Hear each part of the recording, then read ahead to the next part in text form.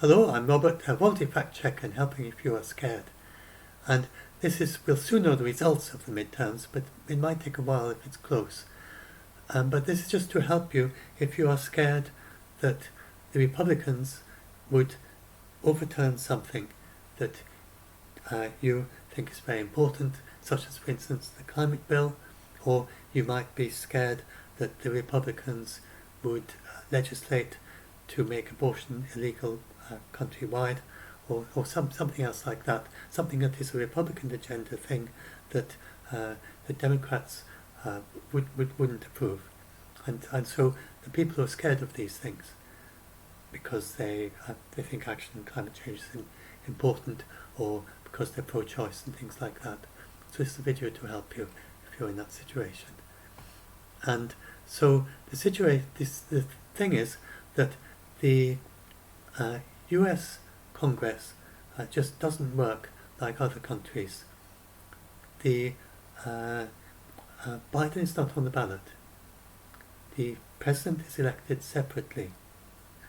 A bill can't pass into law unless it is passed by Congress and by the president. So if the president doesn't pass it, it never gets into law.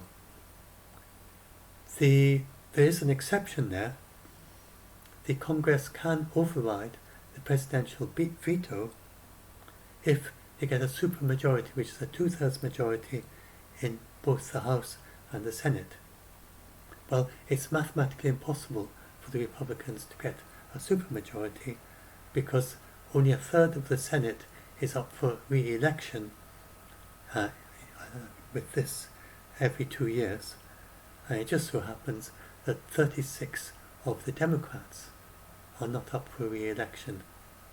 And so that's too many, so they can't, it's mathematically impossible to get a supermajority in the Senate. So this means no matter what the Republicans achieve, they can't override Biden's veto. So none of these things can happen. Now, now just quickly mention that it's actually normal for the president to lose the midterms, to lose the House and to lose the Senate in the midterms. In about half the races, they lose the Senate. In just about all of them, they lose the House. And if Biden was to achieve getting both the House and the Senate in this midterms, that would be something that has never been, that last happened in 1978. So that's 32 plus 20, that's 44 years ago. So it would be a really quite an historic thing if he achieves getting both the House and the Senate. And then for the Republicans, the only time that they had was in 2002, and nothing else going all the way back to Jimmy Carter and before. So George Bush in 2002 and Jimmy Carter in 1978. So if I go and look at a couple of things that you worry about, then first of all the climate bills, then the Inflation Reduction Act, that's the big climate bill that really put a huge amount of funding into renewables and into research, like batteries and renewable research. So that is in the bag, that can't be undone. It's the same with the infrastructure bill, which put an awful lot of money into the infrastructure that you need, including for renewables. But generally the infrastructure such as roads and railways and docks and airports and things like that. So those two things together, it's on the basis of that Biden will then be able to build on that. And so this is another thing that people don't understand about how the president works in the United States. So you've probably heard of these executive orders, but you may not understand really what they are. They're not laws. So I just want to talk quickly about how the US government works, the three branches. So first of all, you've got the Constitution at the top. So it's a written Constitution, it's really quite detailed. And that's why the judiciary has so much power in the United States, because it's got a very detailed Constitution. It's not vague, there's nothing vague about it. Very little, because it's also been interpreted and clarified by the justices over the year, the Supreme Court. So the three branches are that you have Congress that passes laws. So you've got the Constitution, which is the core. Then the laws passed by Congress basically kind of add to the Constitution.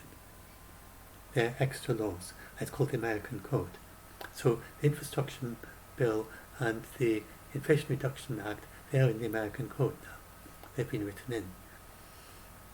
And so then you have the judiciary, and they rule on the interpretation of those laws. And they're basically looking for consistency. So if there's something in there that doesn't fit the things that have already been published or the Constitution, then the Constitution goes top. And then if there's something that doesn't fit the Constitution, then it's not permitted. And then you have the other laws as well, and you look at those, and then you look at the precedent of previous cases and so on. Anyway, that's the judiciary. And then finally, you have so that's about interpretation of the laws. So Congress passes the laws, the judiciary interprets it. And then you have the president, and this is where the president has a huge amount of power. The president is the executive, and he decides what is done with these laws. And the president makes lots of decisions that in the United Kingdom, for instance, would need Parliament to do. And so, for instance, with because he's the executive, in the United Kingdom, the executive doesn't have a lot of executive power, as the United States understand it. They basically do what the Prime Minister tells them, Prime Minister and the government tells them, and the government is just whoever's the majority gets the majority of votes. And that's basically it's like if the Speaker of the House was told everyone what to do. And that's the United Kingdom system. And then we have the Lords, which is a little bit like the Senate, it's much, much weaker. So, but in the United States, then the President makes sweeping decisions without having to consult anyone. So, if we take the example of the Ukraine war, then the only thing that the Congress did is to pass several bills saying to the President, you can have X billions of dollars to spend on funding for the Ukraine war. And then it's for Biden to decide how to use it, and how to take it down, and how much to use, and when to use it. And so, especially on foreign policy, Biden has a huge amount of executive ability. So, for instance, there's quite a lot of foreign policy in the climate bill about ways that, for instance, that the United States can use funding to assist other countries. Then Biden's got a huge amount of leeway with that.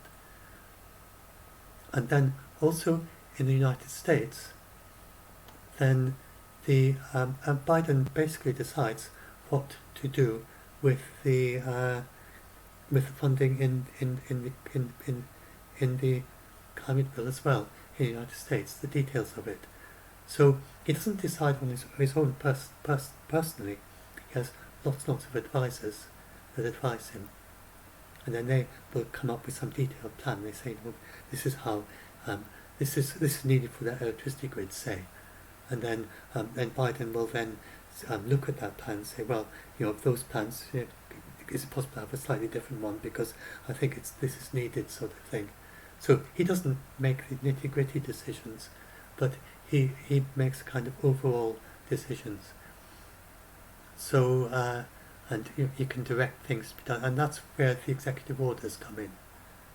The executive orders are to do with framing how the various branches of government in the United States do their various actions. So that's the main instrument by which the President tells the rest of the executive which are the things that put the bills into place, how to do the things they're doing.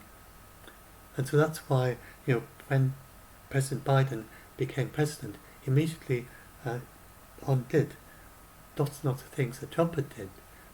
To do that, he just needed to pass a lot of bills and things to say, well, that thing that Trump said that you should do, you don't need to do that anymore. For instance, Trump was, when he became president, then he told the EPA, which is to completely remove anything to do with climate on its website. So then when Biden came back, he said, put all that back in again. And so, that shows the power that the president has. That's just one example. So the website changed pretty quickly after that, and because Trump's view was it's about clean air and global warming isn't anything to do. It's about that global warming is nothing to do with regulating the atmosphere and regulating that they just shouldn't have anything on their website about carbon dioxide, about global warming, so they had to take it all down. And then under Biden, they put it all back up again. So this is going to continue.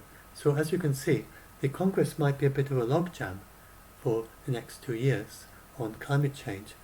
Some bills might, if the Republicans win, some bills would still go to, so Mitch McConnell, particularly in the Senate, then he just blocks anything that's to do with climate, that's to do with global warming. But some bills that he might pass would be, things to do with clean air, clean water, things to do with nature, natural, preserving the national parks. That's a bipartisan thing in the United States. And so there'd be some things that are related to climate that might still go through Congress. But an awful lot would just, whoever has the majority, that's the equivalent of our Boris Johnson, all they can do, they can't put laws into action. All they can do is decide whether it gets debated or not. So in the Senate, then Mitch McConnell can say, no, I'm not going to debate that, and then something else comes up, which is a Republican agenda, and say, this is what we're going to talk about today. And then in the House, then whoever is the leader of the House can do the same thing. And then if they both are Republicans, then they can just get tied up a lot of the time just talking about bills and actually passing bills in Congress that they know are not going to be passed by Biden, but they're basically preparing the ground for whenever there might be a Republican president. And then these bills would not actually, they expire before the next president, so the bills are actually not going to go anywhere, but just all the debate about them, and that sort of thing would likely fill Congress. So Congress does much less, but it's still, there's an awful lot of bipartisan laws still get passed, but amongst it all, there'll be an awful lot of that, and they might even do things like impeaching Biden, or trying to. They wouldn't succeed. And then in the Senate, if the Republicans gain the Senate, then the Republicans would be able to stop appointment of officials, and so for the executive. So the Senate approves of some of the most important officials for the executive, and it also approves the Supreme Court justices, although there's no sign at present.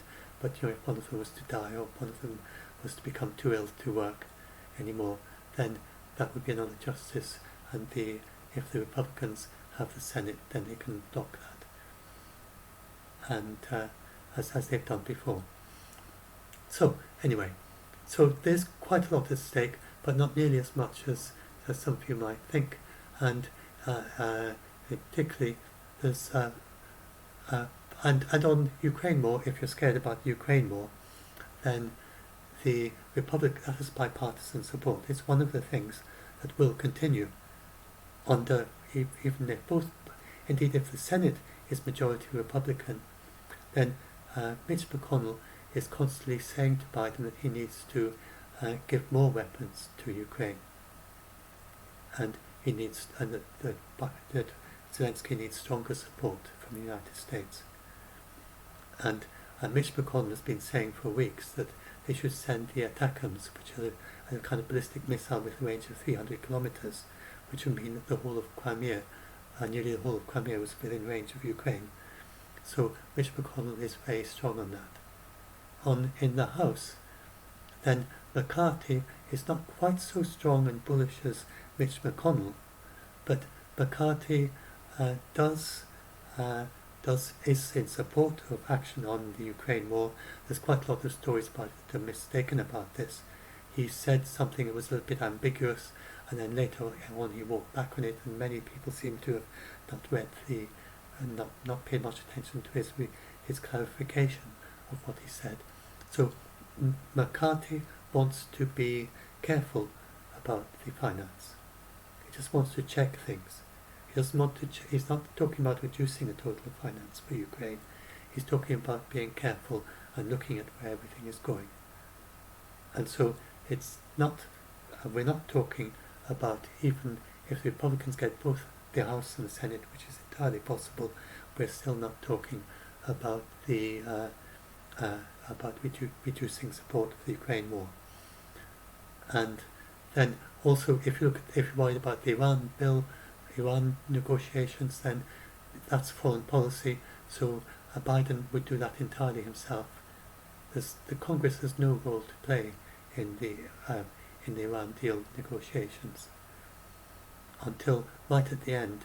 And the same with North Korea or any of these foreign policy things, then right at the end, if there's with the Iran deal, then Congress will, once it's all completely written and everything is done, then Congress can review it.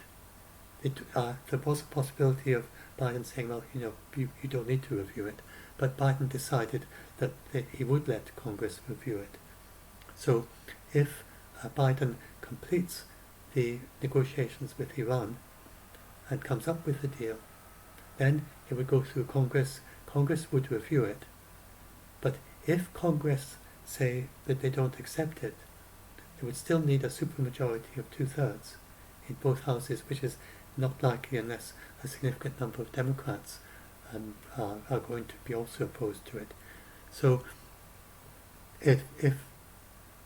but even if there's a majority of Republicans in both the House and the Senate, and the Republicans decide that they don't want to pass the Iran deal, which is one of the things where they're somewhat opposed to the Democrats, then Biden could still just say, well, I'm going to override you because I've got a presidential veto. It's just more of a political thing that it's more. He'd much rather have Congress being along with him and behind him with the Iran deal, but he can just push it through against Congress's support if he so decides. So those are some of the main things that people have been scared of that I've asked about. Anyway, we'll soon find out how the Republicans and how the Democrats have done in the midterms. I'll upload this, and it'll probably be out of date. It might be out of date already. I'll upload it, and I'll make it. Well, it depends. It's likely, very unlikely we know yet, because I don't think the counting has started yet. So I hope I can get this uploaded, and then some of you can watch it and help you if you're getting a bit scared of the midterms.